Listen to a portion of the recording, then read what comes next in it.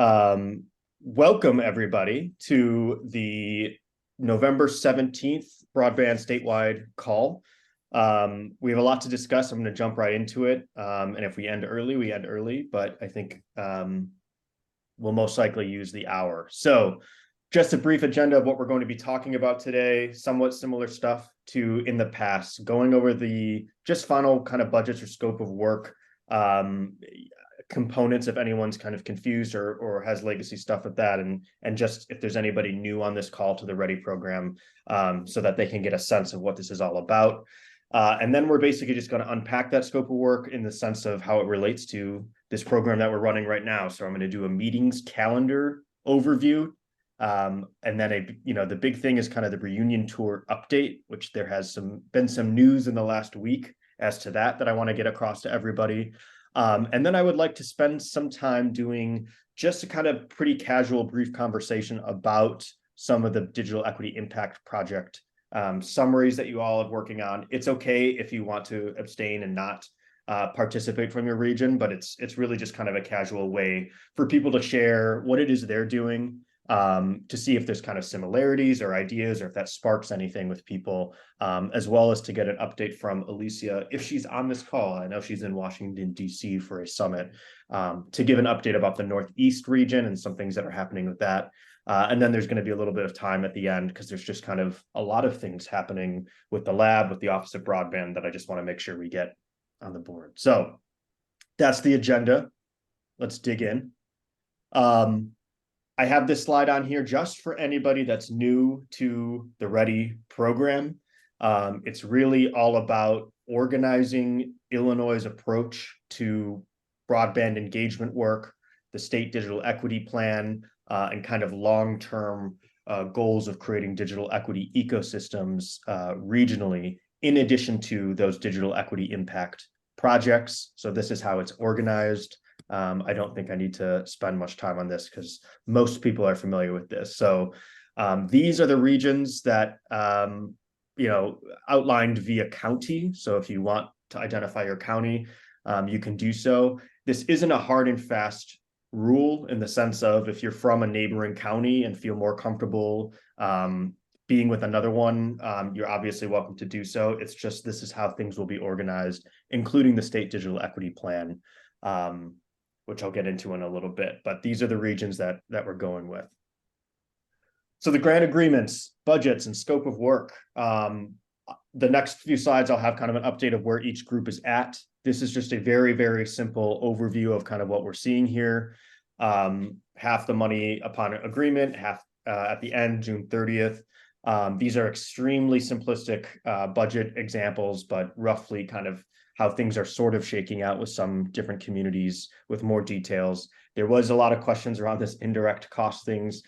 There are no indirect costs, though everybody should have signed who that applies to, and everybody else that I'm still working with knows that sort of situation. But I just wanted to note it there because there was some inaccuracies in the past around that. And then lastly, scope of work. Meeting attendance is kind of one of them, the Digital Equity Impact Project, and then this Regional Digital Equity Coalition building. So we're going to kind of go through each of those right now, as you know, that's really the meat of what the Ready program is. And then we'll kind of get to that discussion. Okay. So this brief scope of work drill down. At the past meeting, I was really emphasizing this metaphor of this is really kind of sowing the seeds and growing digital equity ecosystems, kind of long term, to be honest, and regionally and collaboratively. I really do want to make an emphasis. This is all kind of collaboration built, including with a lot more of the staff that IBL, the Illinois Broadband Lab, and Illinois Office of Broadband have. So I really want to reiterate to the Ready team leads, obviously as much regional collaboration and help that you can take on is going to benefit us, but it's not solely on you. Really kind of activating your digital equity impact project, handling the kind of administrative review details, and being that sort of core regional spot is the task. But regional collaboration, I think, is kind of on all of us, given our each region. So we're with you. We're all, in this together, rowing in the same direction, that sort of thing. You could probably engage shortly after the first of the year. So if someone on IDL, hold on one second. I think Jeanette, you're. Can we look at it again? We did a draft. Okay, and so let's help me just confirm that. Hold on, sorry. Let me stop this share so I can read. Okay. And speaking of such, I'm going to give co-host privileges to different folks on the Illinois Broadband Lab side of things, so that they should be able to assist with any sort of errant microphones. Okay, I'm going to get back into what we're doing here. Okay. Yes. Digital Equity Impact Project. I have some examples there. That's what we're going to be talking about later on. And then that sort of regional digital equity coalition building at this point is mostly focused on the reunion tour. Okay, so starting with calendars, kind of moving through each of these things. This slide should look familiar. Again, it's mostly for people that might be new to this program. There's the monthly regional calls. So for example, the Southwest team might meet at that time. And then there are the statewide ready calls. And so we really encourage active participation from each ready region, the leaders at least at the statewide call, and then eventually kind of the staff and the growth at those monthly ready regional check-in calls. So these calls happen the third Friday of the month, which means the next one is going to be December 15th, which I know is already going to be a tough one for some people as we get closer to breaks and winter holidays and that sort of thing. And then the one after that, January 19th. I want to make a note to put on everyone's calendar now, which we'll talk about. MLK Day is January 15th, a little bit earlier than it typically is. But my colleague Anita Lee is working on a really cool project in Chicago to try to do a lot of service-based digital equity work on that day. It's generally a national day of service. And I think, there is a strong digital equity, civil rights tie-in that I think can be really, really powerful and just connect with what a lot of different organizations are doing. So at the same time, we're also trying to do a lot of work that week around the state. So I'll get into it later, but just note kind of that week of January 15th, I think is going to be a key one for digital equity efforts across the state.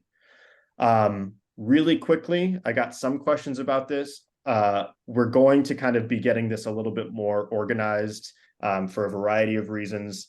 But people have been asking, like, what other statewide calls are there? There's an ACP outreach call that happened yesterday. I think some of you were on that call. The next one probably will not be until January. It would normally be the 21st. And that's just going to be, again, a kind of hectic, crazy holiday winter time. So I think probably no more ACP outreach calls until January, though we'll see. And then the statewide digital equity call is usually the first Fridays, 1 to 2 p.m., which would make December 1st the next statewide digital equity call. So if you're really looking to kind of see what the state is up to, learn more about digital equity capacity Kickstarter grants, all that sort of stuff, that'll be happening December 1st. Then there was also local Chicago stuff, which is in the process of also kind of being reorganized. They have their own ACP group and digital equity coalition. And then lastly, the Illinois Broadband Advisory Council meetings. The next one will be, those are quarterly. The next one will be December 13th from 11 to 1. So if you want information to participate in that, I think it's probably best to email broadband@illinois.gov, but I will kind of get the procedures for joining that. Okay, this page shows the meeting times that I have down for each ready region. So my request for the team leads or team members that are on this call is to look at this and see if that matches what you have and to see if it is on your calendar. So in other words, these are recurring meetings for each region, and I put the next date for some of those. I think for Southeast, I just have that date because we're kind of meeting a little bit more regularly than monthly just to kind of finalize some of that. The check marks are my understanding of where we are in terms of signed grant agreements, either MOAs or IGAs. with each region. And every region I think is extremely close to getting across the finish line. I appreciate everyone's patience with me and with the Illinois Innovation Network as we just kind of navigate through this, you know, and everything else, the restarting of the program, restructuring it, all that sort of thing. But I feel pretty confident with where everyone is. So if anything on here is inaccurate for your region, please either you can message me privately in the chat, you can email me afterward, but I would really like to just make sure that this is accurate, and partially because it's as I'll get to with this reunion tour, these monthly, your December regional meeting might be a little bit larger, meaning having more of your team members present than just kind of the leads like we've been doing, because we're going to try to really pick up the pace on this reunion tour planning. So I'll follow up with all of that, but I'm putting in the note here of it would be wise, most likely, to have as many ready roster members as you can attend that monthly regional meeting. I'm going to pause here for any questions or comments or immediate things that anyone says. Yeah, is this yeah. Let's see, I'm just also going to take some time to go through the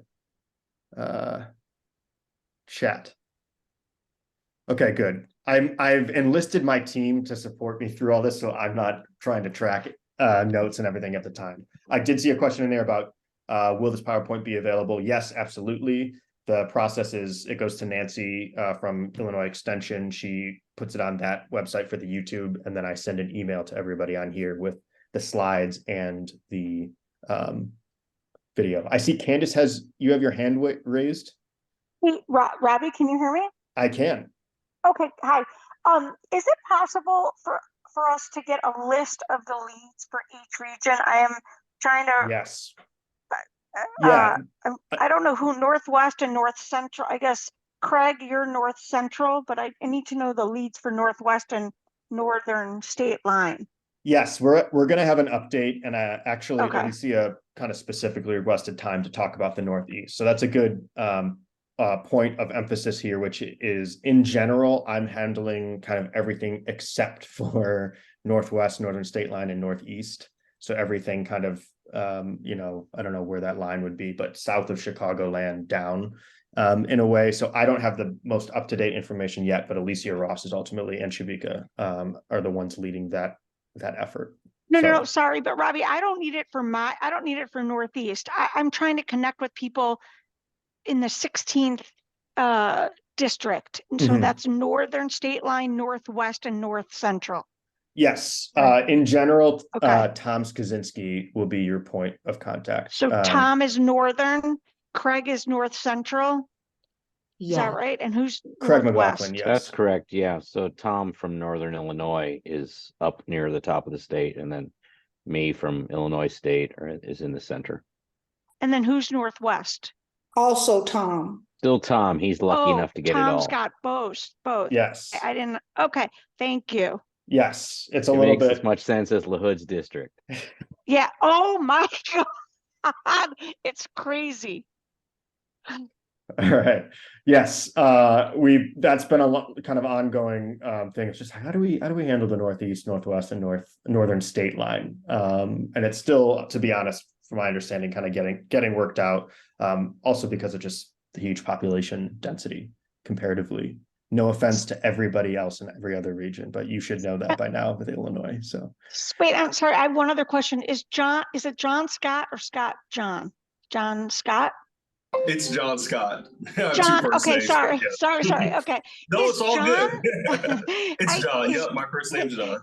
Thank you. Is John the only fellow in North Central, Northwest, and Northern State Line? We'll get to North Central. Yeah, he's just North Central. We'll get to the fellows. I'm going to lean on Anita to take care of all those things. Correct. That's why I tagged her in my response. Thank you. Yep. Oh, I see. There's chat happening from the chat and here. Okay. I'm going to move on, keep kind of using the chat, and I think Anita and others will sort of chime in and help answer those questions.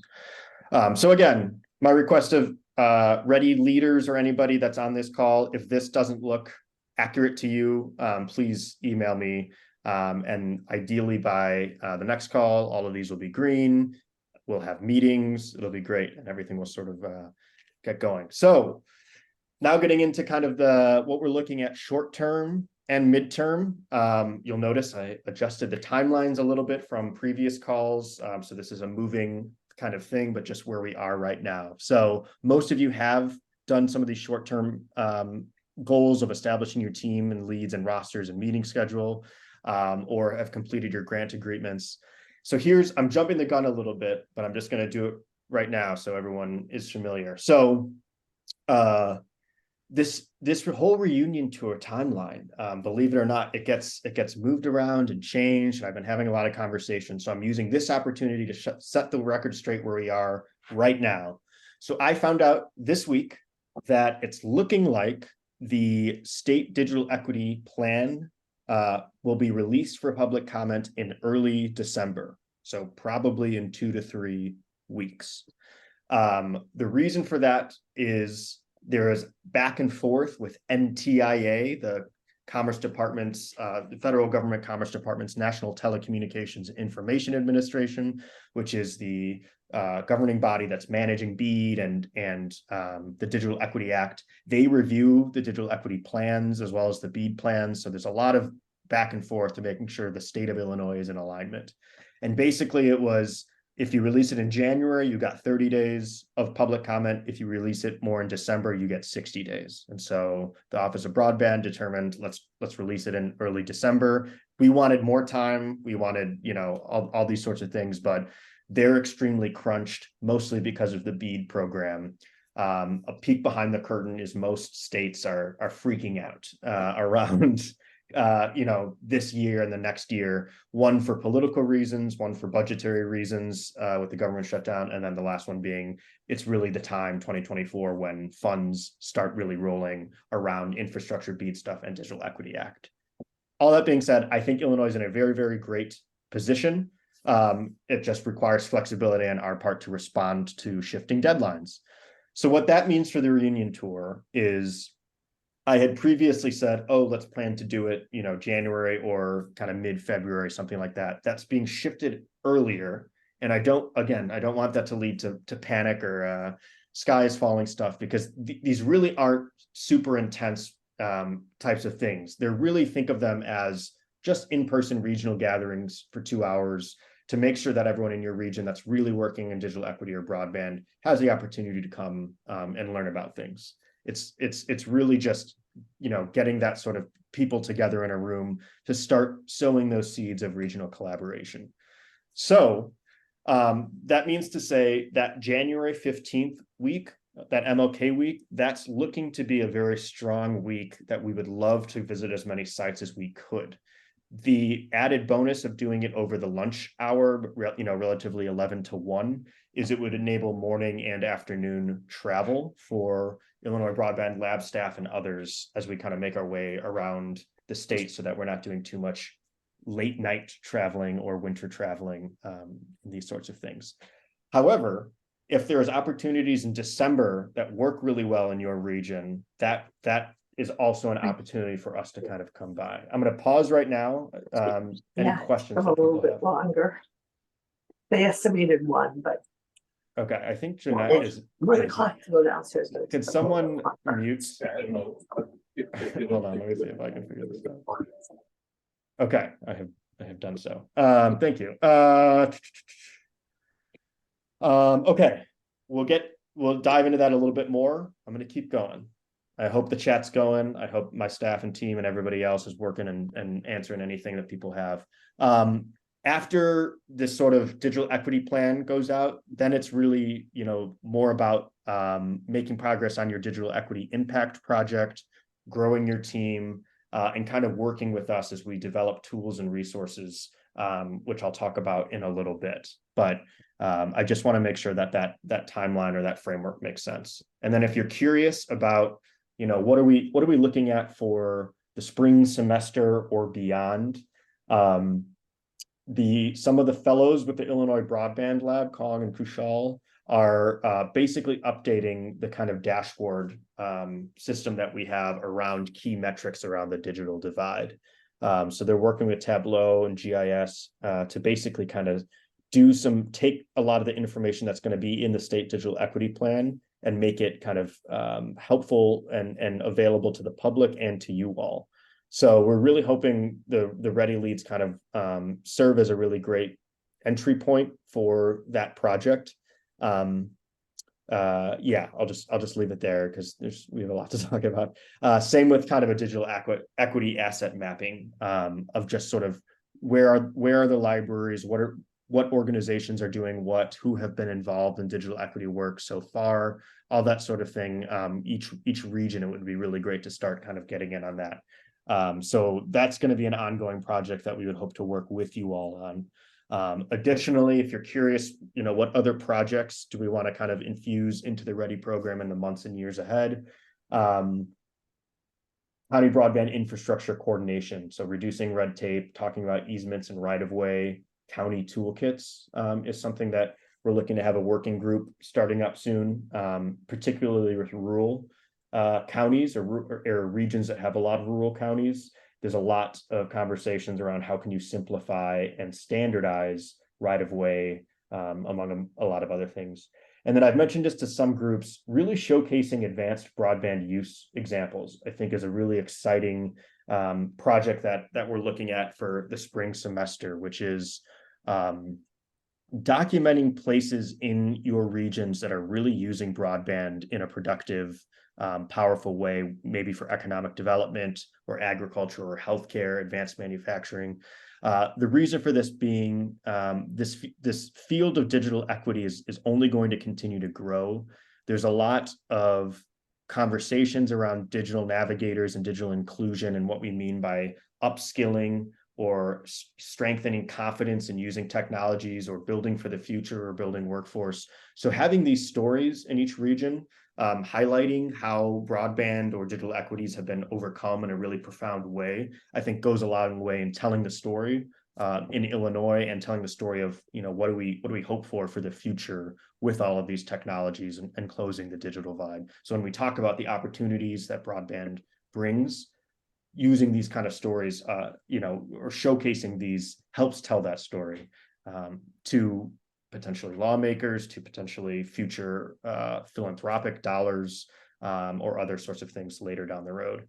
And then that ties in lastly to kind of more sustainable digital equity coalitions and collaboration. So when we all kind of meet later in the spring semester, I hope that there's kind of a good energy around taking things that people have learned from other regions, maybe applying it to your own, and thinking about that stuff in the months and years ahead. Okay, quick time check. Okay, we're good. Pause for questions, and then we'll go into the reunion tour.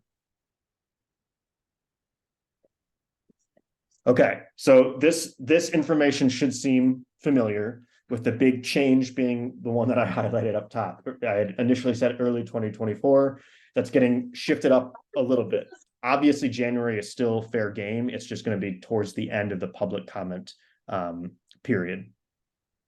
So again, we're initially thinking 20 to 30 people. It would be, but basically your Ready team, other people that have interacted with the Illinois Broadband Lab in any way, whether participating in past programming or attending calls. I'll talk about this in a little bit, but the Broadband Breakthrough Agriculture Focus Program is going to be underway with the kickoff on December 13th. And so the central region, the Southwest and the Southeast, inviting those folks on there, I think will be helpful. Okay, and so if you're thinking about, all right, what is it that we're talking about? We'll be handling a majority of the agenda, and the idea is going to be people will be gathered into a room. We'll talk about the state digital equity plan and BEAD, because that will be highly relevant to every region to make sure that the maps are as accurate as possible and that the infrastructure dollars are going there. And then really it's about reviewing regional findings. I think the goal from the Illinois Broadband Labs side of things is that each each region we go to, we will help supply data about your region from the digital equity plan, all with the purpose of just really understanding your region a little bit better and being able to kind of give immediate public comment to make sure your kind of voices are heard within that plan and that you know the path forward for what the state is looking at. So that requires a little bit of prep on our end, which is why I would like to use your December monthly calls to do a little bit of that. So hopefully the draft state digital equity plan will be ready to review, so that in those monthly calls in December, we can kind of start looking at it and start saying, hey, you know, this is what the general tone is. This is what we learned from the listening tour, and start getting to work on inviting those key stakeholders. And then lastly, I would like to use the opportunity for you all to talk a little bit about Ready. If there's any ACP sign-up events, what your digital equity project are, so that, you know, if people are coming from different parts of the region to this reunion tour, they can learn about Ready a little bit and say, you know, is this something that I want to participate in?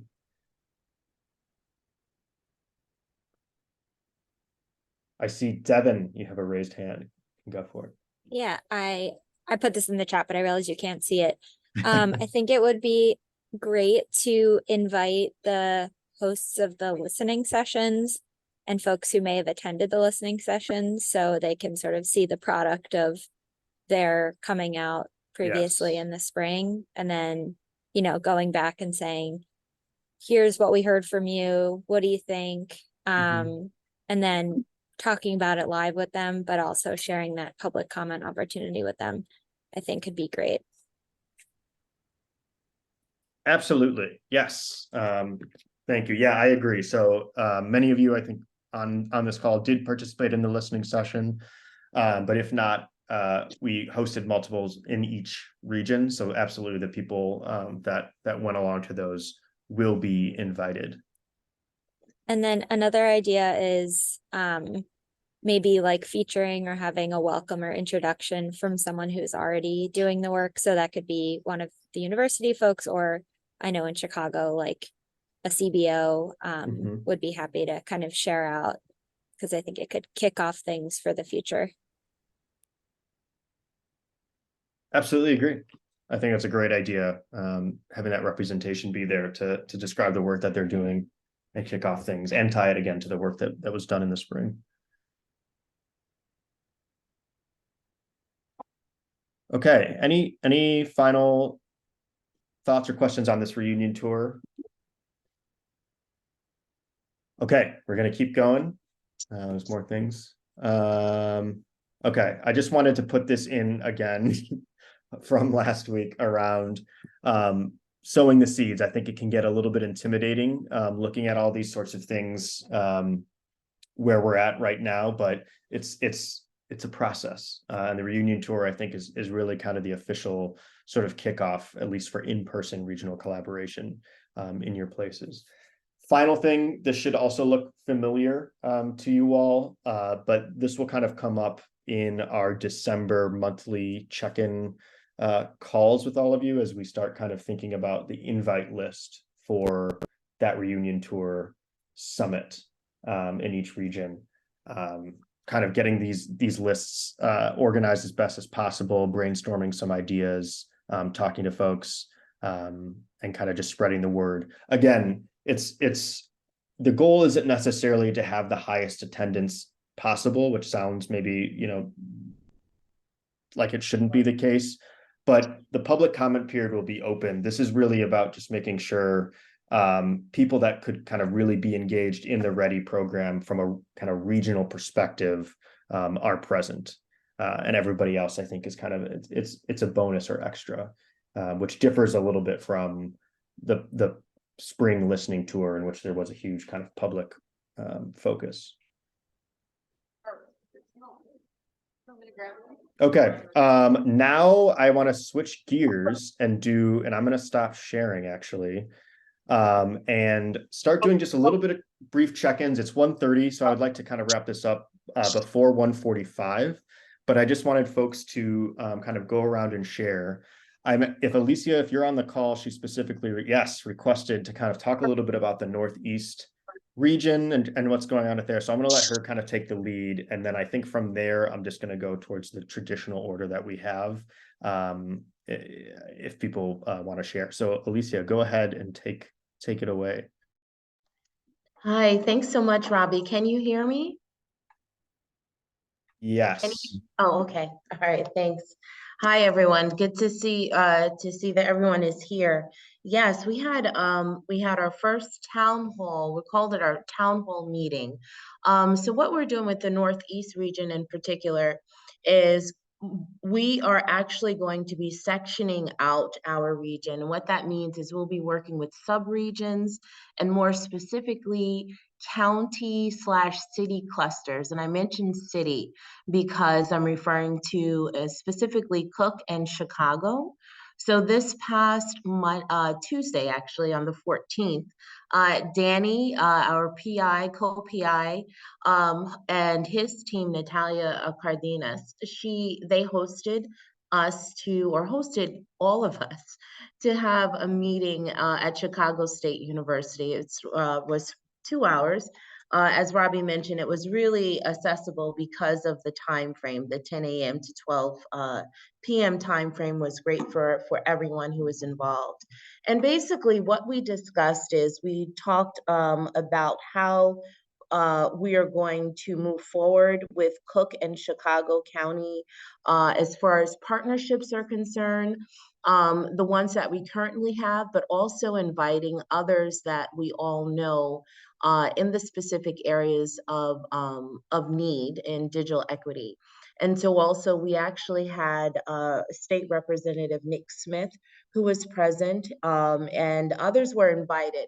And that is one of the things that we're going to do. We're going to start inviting more, as we did for the listening tour, but we're going to be more assertive in speaking with them and hoping that some of our state representatives and or our city council members will be able to come out to these sub-region meetings during the reunion tour in particular. And so we are looking to for the Northeast region, and actually to respond to what you were saying also, Candace, for Northeast in particular, we are going to be working in the subregion. So one of the other clusters would be Lake and McHenry County. And then we'll be working with Will, Grundy, and Kane, and so forth. And actually,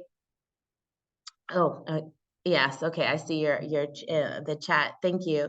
And then the other thing is for the Northwest. I'm not going to take up too much time. I'm looking at the time, Robbie. The next thing is specifically with the Northwest and Northern regions.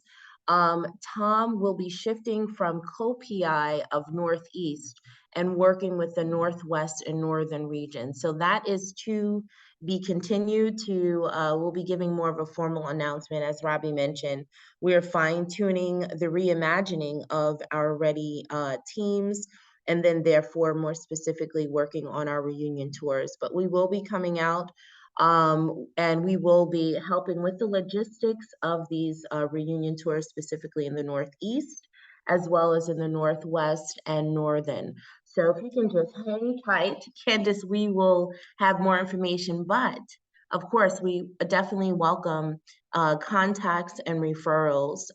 Again, the reimagining of Ready is to expand our reach for partners, whether that's CAIs, informing local government, state representatives, and having the more of the buy-in from all of those people that in our communities at large. If you have any questions, I'll take questions real quick. Otherwise, I believe I am finished.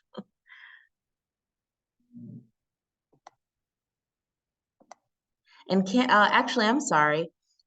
Danny, would you want to comment on the meeting that we had on Tuesday?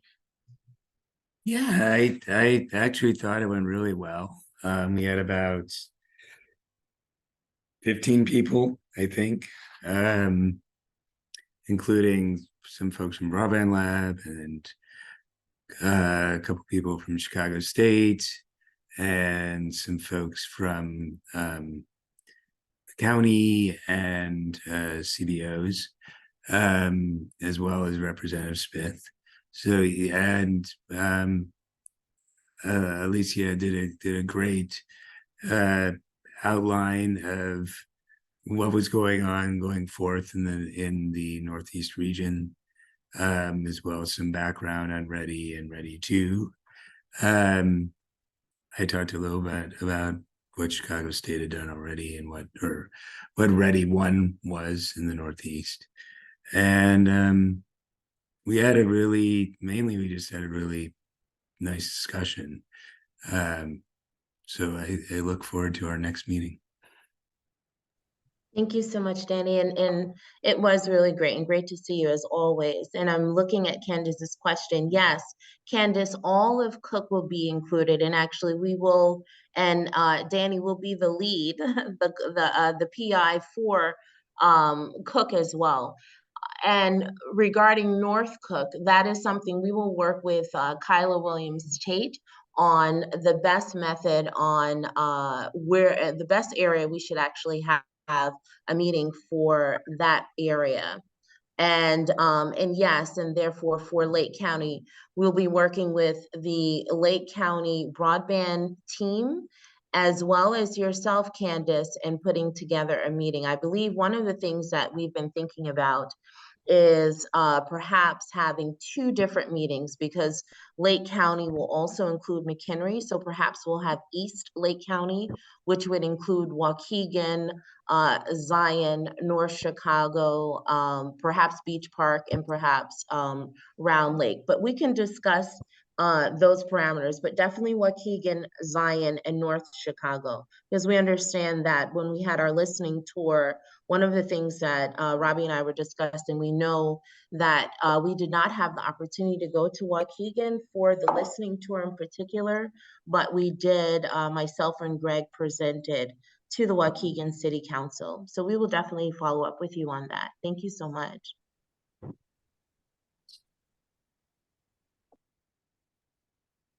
And Robbie, I'll pass it back to you. Thanks a lot.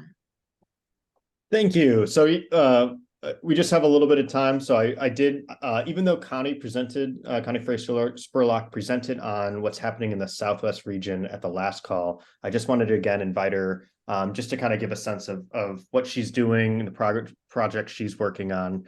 And then we'll pass it to another. All right, thanks, Robbie. And since I did just present, I will be very brief. But based on what we learned last year in our broadband equity work, we're continuing our work around increasing access to devices through a partnership with People Greater St. Louis. We have a Lead for America fellow, Marva Rucker, who's on the line here. She is doing our affordable connectivity program outreach, so increasing affordability as one of the prongs of our work. And then finally, we are also launching an effort to establish a Train the Trainers digital literacy workshop model. And that would round out the third aspect of our work. And that digital literacy piece is really driven by the data that we collected last year on the needs of the region that we serve. So that's what we're up to. I'd be happy to answer any questions or share any additional information with folks. I will, though, one more note, Robbie, what I think is an exciting development of our work. We're deepening our relationship with the Latinx Digital Leaders Now folks and strengthening our efforts to communicate and work with our Latinx and immigrant communities in the Metro East through that collaboration. All 3 of those prongs will be present in that outreach, but that is a new subset of the community that will be reaching out this year.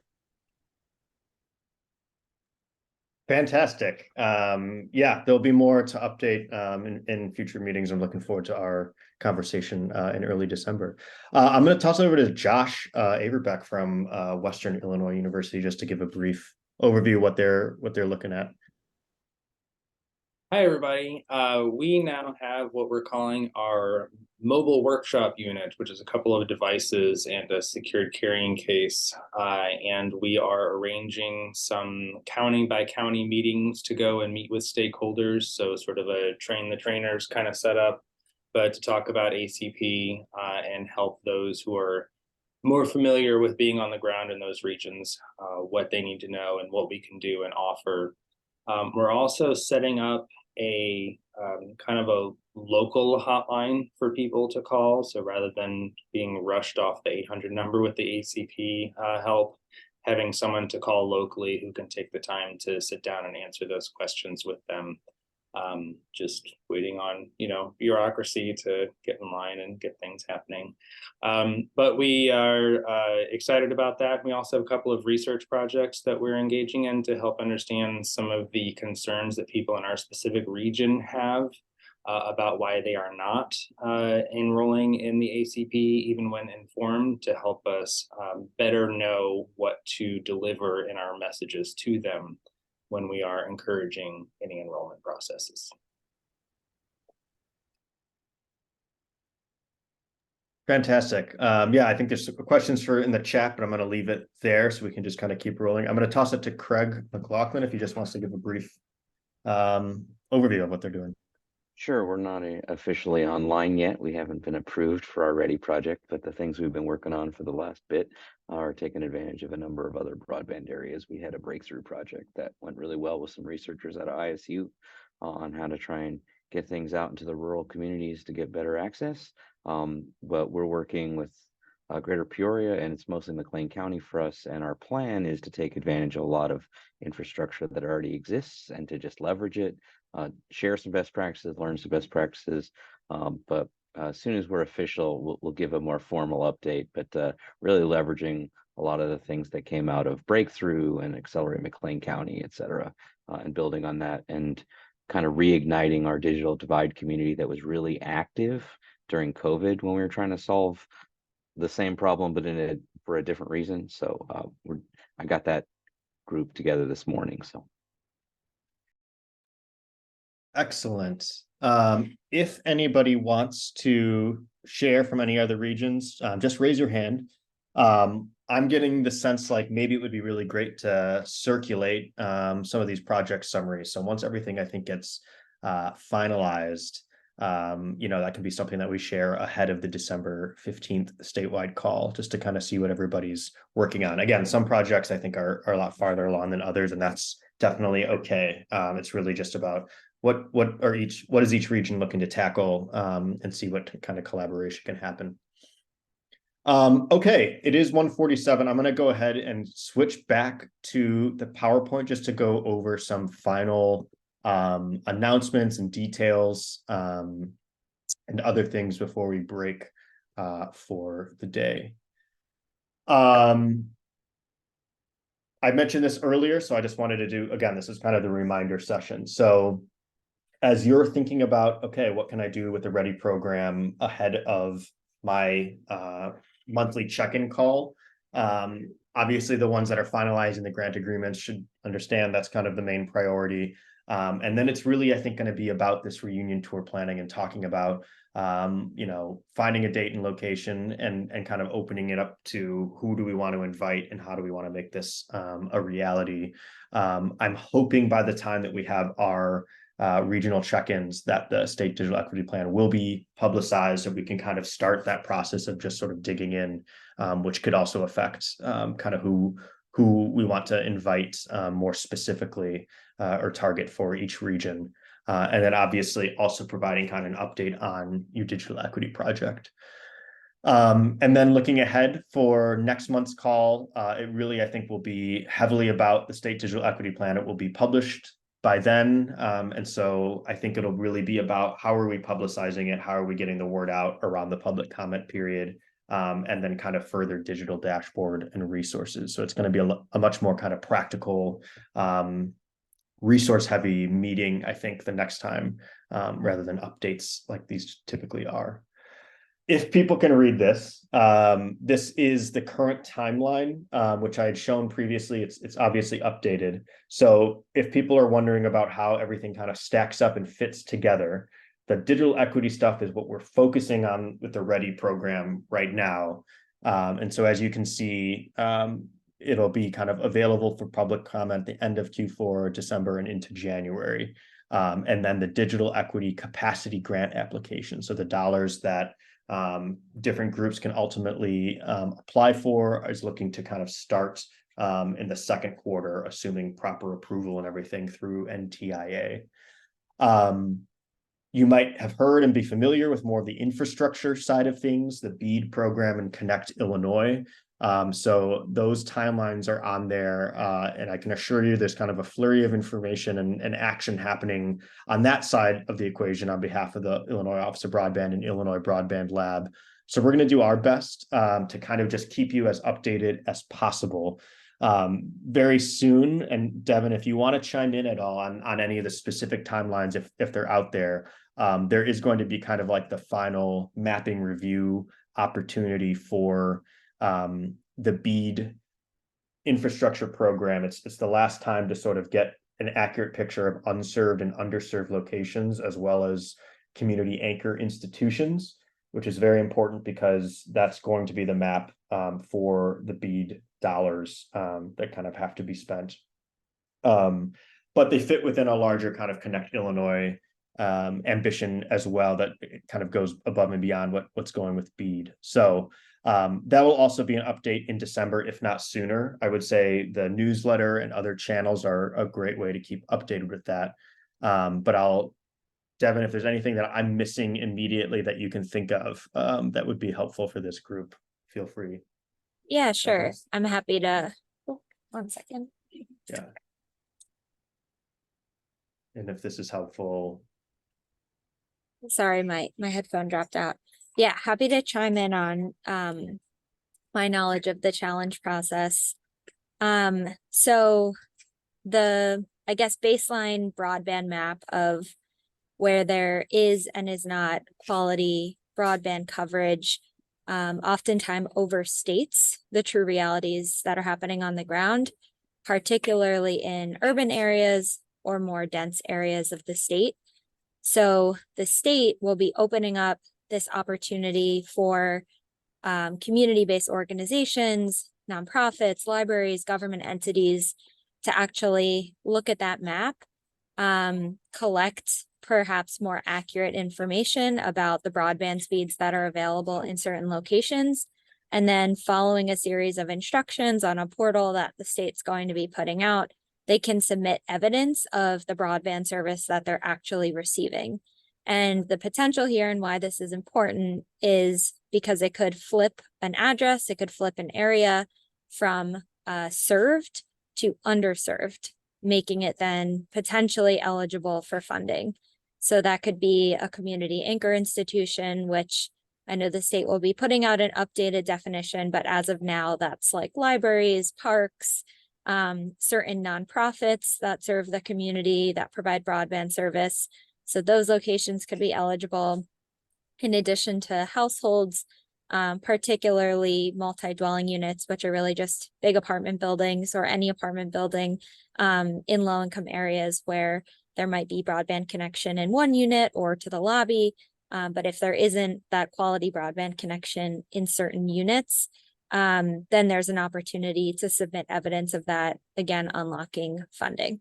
So it'll be kind of a mad dash once that process opens, but the state's going to be hosting a series of how-to webinars leading up to that process to make sure that folks are comfortable and can serve as champions in their community for getting people to take those speed tests. So more to come.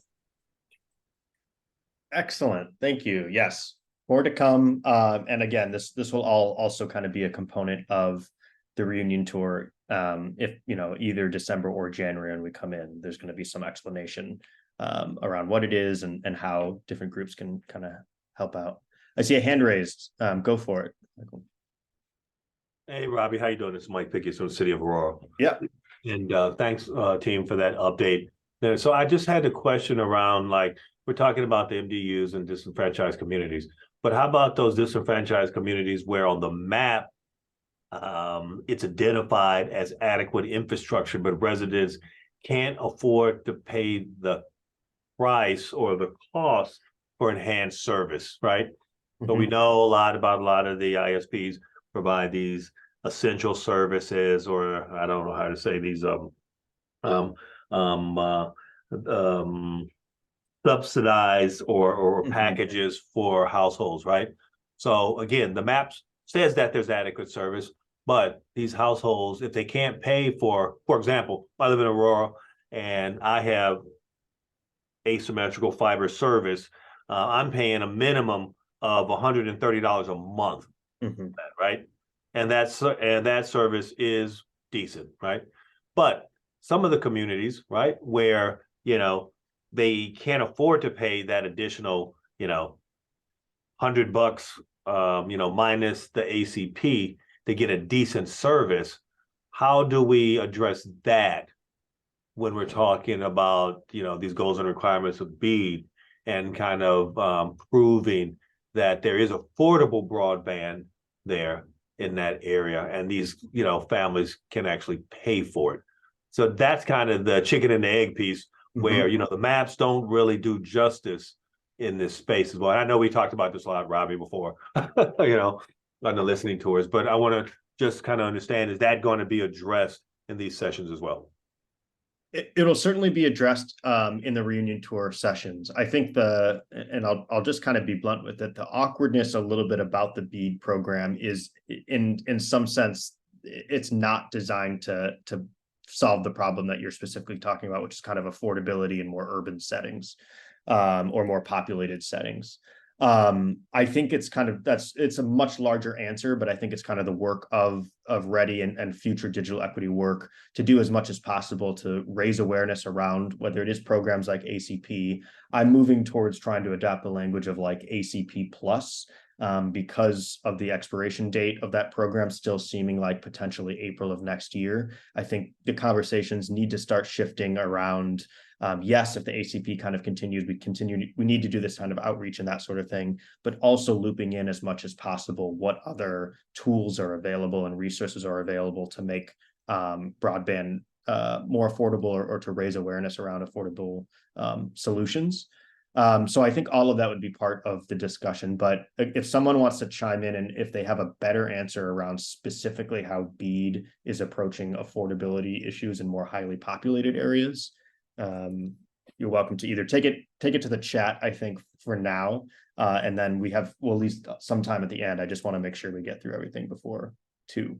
But thank you for that question, Michael. And yeah, I think ongoing conversation and I think just providing as much information as we can, including density of providers on the maps, is something else I just wanted to mention, which might be more relevant for people in those populated areas, is kind of looking at and saying like, okay, what is the actual kind of competition that we're experiencing in these different parts of our communities, and what can we do about it?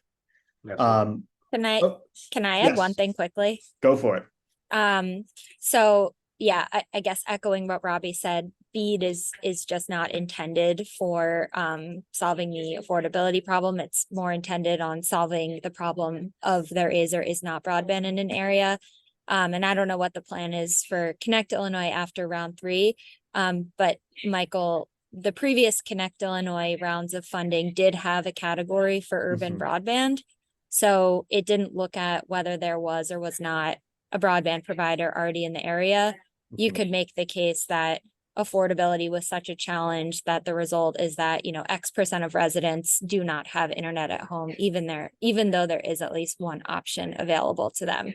And so that presents an opportunity for cities and more dense areas of the state to make the case that, we need further infrastructure investment, or we need an investment in fiber to bring in competition or new players. So again, I don't know what the plan is and if that's going to be available in a future round, but you could look out for something like that. So that's not in there today for that urban broadband section? Is that what you're saying? It was for Connect Illinois round 3, but not BEAD. Okay. I think the latest round. Connect Illinois, it is in there. Yes. Right? Okay, all right, because that addresses the affordability piece. Because again, with those maps, if you look at the maps, especially for Aurora, like 99.9% is covered. You would be ineligible, you know, so it's like, okay. Exactly. Yeah. So I would say you'll have for your community, for the Aurora community, the state's Connect Illinois program is really the avenue for that infrastructure stuff, in addition to potential other sources. That's, you know, that's just the state funding, but I think that gets closer to solving that affordability And piece. we have an application submitted in there as well. So great. And that those announcements should be happening rolling over the next few weeks is the last that I heard on that, because I know that question comes up a lot. So for anyone waiting on Connect Illinois dollars and announcements, they'll be announced over the next few weeks. Okay, just really quickly, for those that you are unfamiliar, the Broadband Breakthrough Program is a community broadband planning program focused on rural communities with an agriculture focus. And so we're really excited. The next round is going to kick off soon. There's a kickoff December 13th in Bloomington, Illinois, at the headquarters of the Illinois Soybean Association. So I put the participating counties in here. So if you're from the Southwest, Southeast, or Central region, you will have some counties participating in this program, which to me is a huge win for you all, because you'll, in a sense, that program kind of creates broadband champions and other things, and digital equity efforts and all these sorts of things. So in other words, you'll be getting some kind of highly keyed in partners working on agriculture broadband in those regions. So absolutely, we would want to invite them on any sort of reunion tour stop. And I also want to make the note that they're still accepting applications for a second cohort, which is looking, that deadline for applying is January 30th. I'm going to include the PDF that has application materials in the follow-up email that has this slide and the video, so that if you know of any counties that you think might be good participants in this Broadband Breakthrough Program, you can forward that on or ask me for more questions.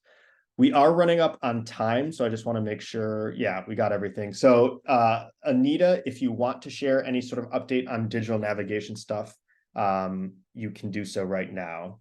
And then we'll kind of open it up for final questions for anyone that wants to stick around or close it out. Yeah, thanks, Robbie. I know we are totally at time and actually over time. And so just wanted to reiterate the MLK event that I will be putting together for all of the fellows. So if you were looking for your fellow to do something on MLK Day, I'm sorry, I'm going to have to take them. We are coming to Cook County, Chicago to do a big ACP enrollment event. However, if you would like to do something the day after when they return during that week, we can continue to celebrate and do ACP enrollment for MLK week. It would be fantastic because during that week, the LFA's program officer, Taitiera Gray, who you all have met, will be doing site visits. So she'll fly into Chicago, do the MLK event with us on that Monday, and then we will spend the rest of the week traveling across the state, coming to the offices of the fellows so she can meet you all and meet and see the fellows in their element. And so just kind of wanted to put that out there, and thank you so much, Robbie, for giving me like 1 minute. It came in at the end. Okay, so that's all from our standpoint. Thank you all for joining. This will all be sent out. I'll be sticking around for questions, but you can all have a very, very excellent weekend and enjoy the final potentially good days of weather. I'm not sure if that extends all the way down south, but I know it's going to be cold next week. So if I don't hear from anybody, have a good Thanksgiving and stay warm. Thanks, everybody.